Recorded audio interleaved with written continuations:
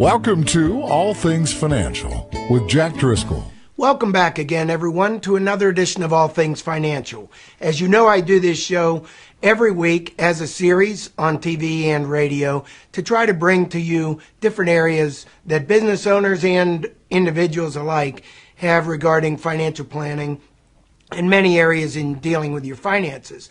So today, we're fortunate to have a guest with us over the next couple shows doing a series.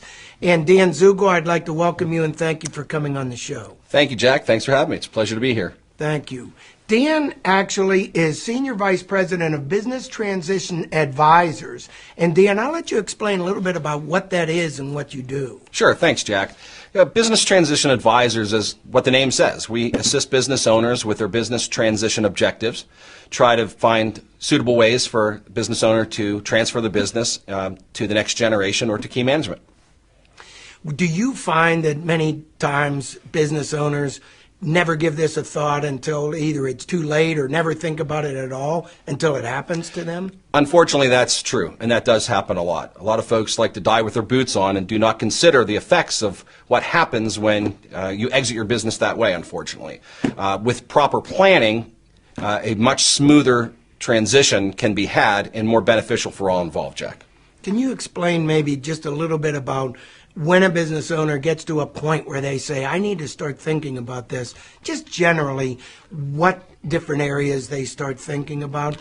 Sure, Jack. You know, many business owners, when they start thinking about it, which is the first step, quite frankly, start thinking about what's going to happen to this business at some point in the future. And there's four main ways of transferring a business.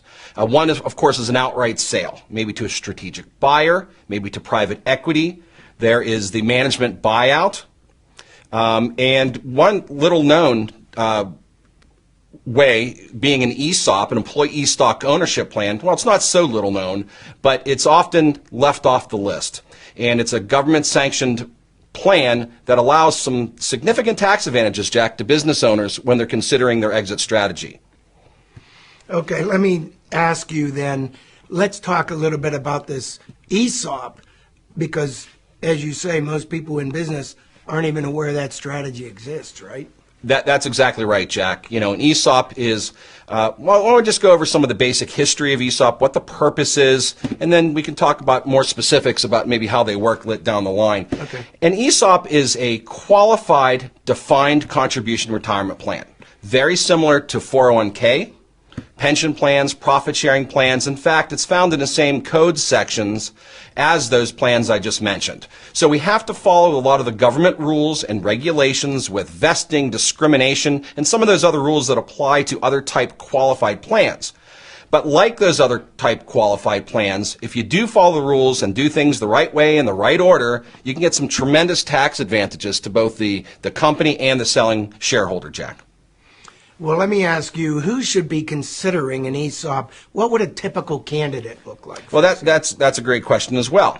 You know, I often, when I speak in front of groups, I talk about the typical business owner. I often say Joe and Mary's cement company. You know, typical scenario, especially around our area here.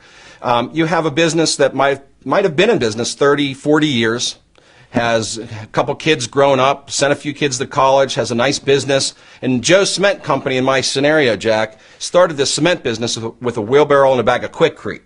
You know, quickly bought more wheelbarrows, bought trucks, bought competitors, and grew this business over the years to a $10, $15, $20 million business. And now Joe and Mary are thinking, well, I'm thinking about retiring. How do I transfer this business? Because I have children in the business. I might have key managers in the business. They can't afford to buy me, because the saying is, if your managers and your kids can afford to buy you, you paid them too much. So they can't afford to buy Joe and Mary. However, Joe and Mary can't afford to really give the business away because they've put all their hard work and sweat equity and their equity into this business, and they're looking to monetize this business to retire. And that's a typical scenario. And where it starts working from a business size standpoint, generally we're looking at a business that has about $1 million of net earnings, okay, or $1 million of EBITDA for those in the financial world, about 20 or more employees, and about $1 million of payroll. Because there are costs and expenses associated with employee stock ownership plans, or ESOPs, both on the front end when you install an ESOP and put it in place, as well as some ongoing expenses. So that's the typical scenario, Jack. And throughout our area and the country, quite frankly, we see a lot of folks in this position that maybe don't want to sell to an outside third party. They want to keep their culture. They want to make sure the jobs stay in this town. They want to make sure that the people that's trusted on them all these years, and the clubs they support, the library, the Boy Scouts, they want to make sure these things are still intact to protect both their family and community legacy. And that's where an ESOP really does come into play. And to that end, the federal government and the state government, to some extent, has built into ESOPs some tremendous tax advantages to incentivize businesses and business owners to consider installing an ESOP. There are 4 major tax advantages, if I may. The first major tax advantage, it's called an Internal Revenue Code 1042. 1042. It's very similar to a real estate exchange that many of your audience, Jack, probably has heard of. You have an old piece of real estate and you sell it and you buy a new piece of real estate. You don't have to necessarily recognize a taxable gain on the growth of the value of that piece of property. And likewise, in an ESOP plan, if a business owner sells their business, and back to Joe started this business, remember in my scenario, with a wheelbarrow and a bag of Quikrete, has grown this business substantially over the years. There's a large gain, taxable gain, of the value of that business that's going to be taxed at a federal rate of either 20% or, with Obamacare, 23.8%, plus the state of Pennsylvania at over 3%.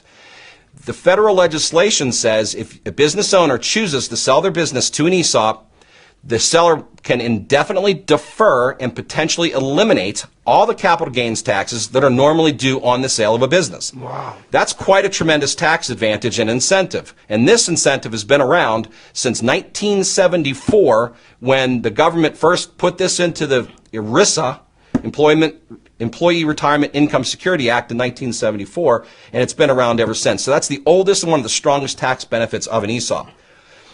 The second major tax advantage of an ESOP is, for every dollar the selling shareholder sells to the ESOP, the corporation, the company, gets a dollar-for-dollar income tax deduction. It reduces the corporation's taxable profits dollar for dollar for every dollar's worth the seller sells to the ESOP. For example, the seller sells $10 million worth of stock to its ESOP, and the ESOP is a purchaser of stock. It's a new owner of the stock. The company will get a $10 million income tax deduction. So that reduces the taxable income of the company and approximately save $3.5 to $4 million in income taxes just from that deduction alone. The third major tax advantage, and Jack, sometimes people think this is unbelievable. And it's quite that's dramatic. what I'm thinking. This is fantastic. It really is. It's remarkable. And this third advantage, and before I'm going to caveat it even before I say it. People say, Dan, these advantages are very great. When are they going to close these loopholes in the federal and state government? But the answer is the federal government really likes ESOPs. They like the concept because ultimately, as we're going to talk about later and in further shows, employees are getting shares of the company in which they work, creating independent wealth for the American businesses. And so, in theory, those are less folks that are going to be reliant upon the government safety nets in the future.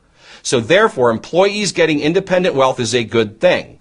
So if you look at our political spectrum, without getting political, some parties like the idea of spreading the wealth, individuals having independent wealth from the company in which they built. The other side of the house, or the other side of the political spectrum, says, well, great, we don't mind that at all. That helps America. But to that end, to encourage that, we're going to offer some significant tax breaks and incentives to do so. And this next tax advantage was a result of that.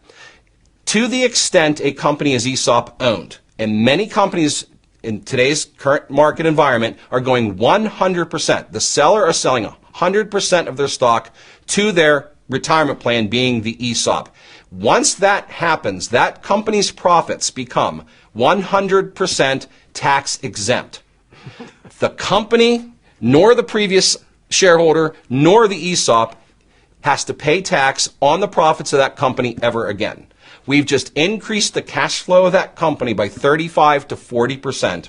And we use that tax savings, Jack, to potentially pay off the loans that were incurred to buy stock from the selling shareholder in the first place. And then the fourth, see, that's the thing that people say that's hard to believe. Yeah. But it is absolutely true, and a major incentive for today's businesses to consider selling their shares to an ESOP. And the fourth big tax advantage, and we'll touch on this in later episodes, Jack, but there's some very significant estate planning transfer opportunities for large estates that want to transfer wealth from the current generation that might be taxable under the estate tax rules, and maybe transfer large amounts of wealth to future generations, children and grandchildren, and pass the tax liability down the road and get more family assets into future generations' hands on a very tax-advantaged way. Those are huge advantages, Dan. They're very large. Yeah, and they're very large. They're big. I know they're unexpected by many people that are listening and watching. Dan, what are some of the non-tax advantages? Thanks, Jack. That's a great question. I often get bogged down in the numbers because I do a lot of the numbers side of things. But the non-tax advantages are very significant as well. The first one being the ESOP is a ready and willing buyer of stock. I mean, tomorrow the ESOP is ready and willing and able to purchase the stock from the selling shareholder versus the selling shareholder finding a business broker, writing a memorandum and shopping the business on the marketplace, and maybe having some undesirable third parties looking at financials, pretending to want to buy the company. The ESOP is a ready and willing buyer. And to that end, since it's the sponsoring company's retirement plan that is buying the stock, that leaves out those uninterested third party partners, new partners that the business owner might have. Right. Joe's been doing what Joe does for the last 30, 40 years. Joe maybe does not want to have a new business partner, or maybe a larger owner, a larger percent owner, saying we're wearing ties on Fridays. Mm-hmm. And so the idea that the business owner can sell and still be there, retain salary, control, and we're going to talk about at great length at later episodes, but the selling shareholder, despite selling more than 51% of the company, can retain control of the company and still get those salary perks and benefits and other items that a person that is president and CEO of a company would normally enjoy. And then lastly, for the seller, the advantage, which I'm going through right now, the seller advantages, the family and community legacy. This seller is often a major part of the fabric of the community. This ensures that the seller can still contribute to the fabric of the society that they always have. Now, advantages to the company. The one I mentioned was the company is no longer paying income tax, potentially. That's a heck of an advantage to a business that's looking to grow. If they're not paying income tax, they could generally outbid any competitor they want to outbid. Their profit margins are greater. They're going to hire more people and become more profitable. And ESOPs do statistically become more profitable, and ESOP companies do become more profitable. Now, to the employees themselves, statistics are quite dramatic. For employees that happen to work at a company that installs an ESOP, their typical retirement benefit is 2.5 times the retirement benefit that a company without an ESOP would have. For a 401k alone, so 2.5 times. And ESOP employees were 4 times less likely to be laid off during that last recession we had a few years ago. So it's quite remarkable for the employee standpoint, both from their retirement benefits for themselves and their families, and for job retention. And advantages to the community. Now, I mentioned that somewhat, the advantages to the community, but keeping that business there and functioning. Keeping the jobs in that community, Jack. I've met with business owners over the last 18 years that I've been doing this, and many of them have the same concern. I want to make sure my employees are taken care of. I do not want to sell my business to an outside party that's just interested in my patents and wants to lay off my manufacturing division in the town in which I work. I want to show up at church on Sunday and see the people that I used to have employed by me still have a job and still functioning and still contributing to my community. Because if an ESOP company or a non-ESOP company gets sold to an outside buyer, there's a good chance employees will be laid off. There's a good chance that the attorneys in town, the accountants in town, and the banks in town are going to lose a client as well. And a lot of those folks at that company that have been maybe do retain their jobs might take a significant salary cut because the new owners want to be lean and mean. And so the community and family legacy, the name on the door, the bust in the entrance of the business can still remain. And Joe and Mary in my scenario can still hold their head proud and say, I did right by my employees. I did right by my community because I did an ESOP. Yes, I got some significant tax advantages myself, but I've really rewarded my employees, both rank and file and executives, and retained my business that I can be still in control of. And I know I said that a few times, but maybe I only want to be in control another 5 to 6 years. Then maybe I can turn over control to my son, my daughter, my key managers when they're ready to do so. That's a good point, too, because we look at a lot of companies, our blood and our sweat goes into our whole career. Our whole life was absorbed by this business. Sometimes we do without hobbies and family sacrifices to build these businesses.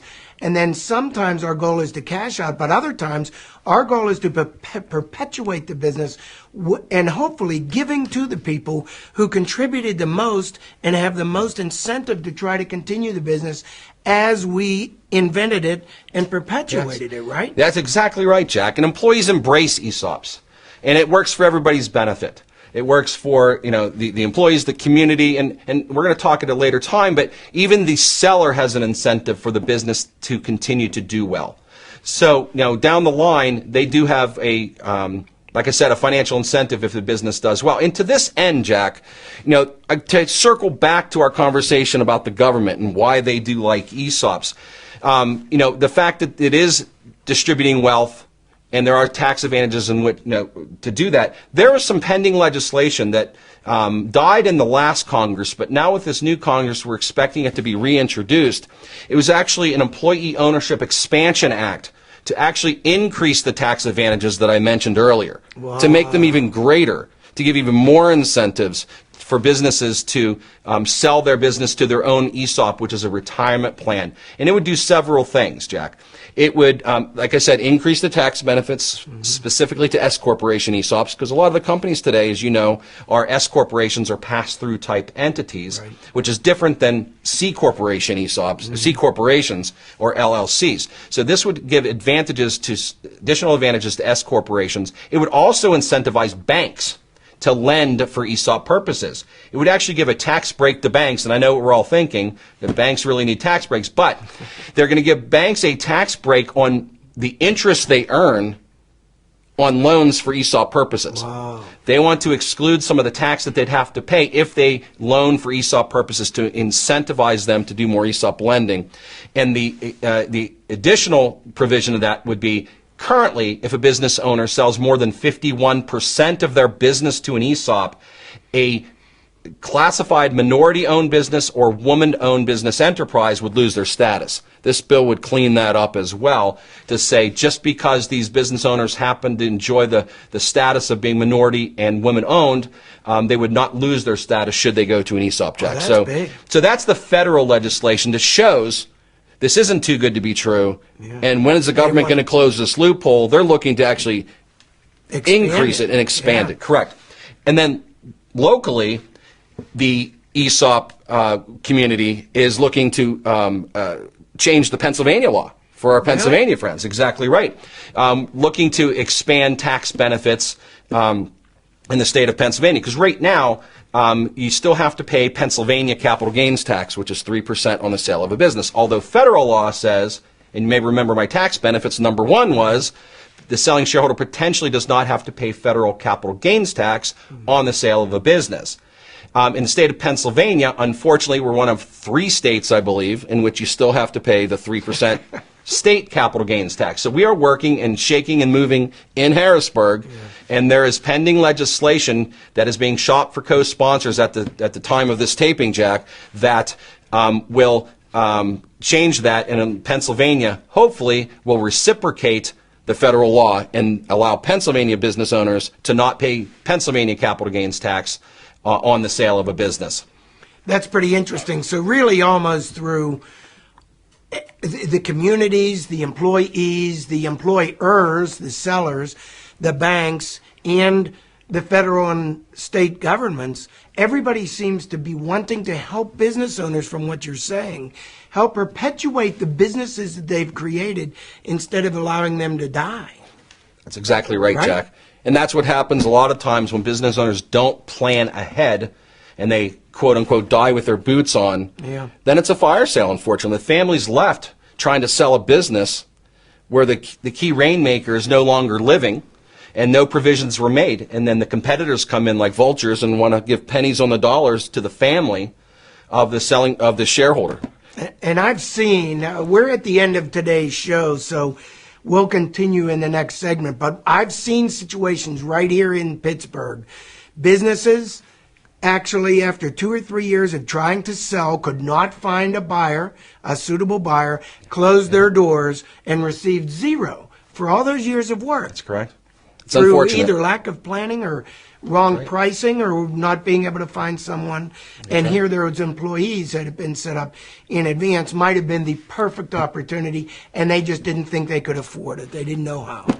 I totally agree, Jack. So what we'll do, I appreciate your coming on today's show. Thank you for having me. We're out of time for today. We'll be back again next week with another edition of All Things Financial with our guest, Dan Zugel, and thanks again, Dan. Thank you for having me. Dan, if anybody wants to get a hold of you, what's the best way for them to do that? Well, the best way to get a hold of me is by phone at 724-766-3998. That's 724-766-3998. Or dzugel, DZUGELL at bta.us.com, or visit my website at esopguy.com. Very good. Thanks, Dan. Thank you. You've been listening to All Things Financial with your friend with the answers to all financial matters, Jack Driscoll of Driscoll Insurance and Financial Services. Securities and investment advisory services offered through Sage Point Financial Incorporated, a registered broker-dealer and registered investment advisor and member FINRA and SIPC. Driscoll Insurance and Financial Services is not affiliated with Sage Point Financial, Inc. or registered as a broker, dealer, or investment advisor. You can reach Driscoll Insurance and Financial Services Incorporated at 412-833-1500, and they are located at 2738 South Park Road, Bethel Park, Pennsylvania, 15102.